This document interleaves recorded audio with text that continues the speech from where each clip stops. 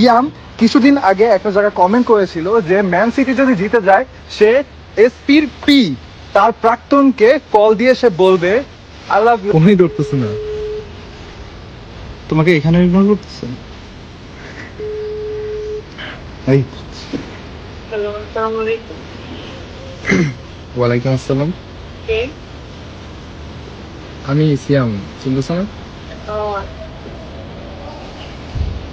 কেমন আছো? আলহামদুলিল্লাহ। ভালো আছো? হ্যাঁ, ভালো আছি।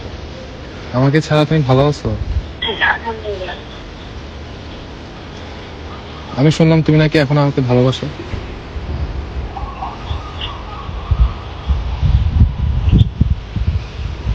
শুনছি যখন কাজ করাটা, ট্রাস্ট করবো এর মানে তুমি আমাকে এখনো ভালোবাসো? যেটা শুনছো এটা শোন।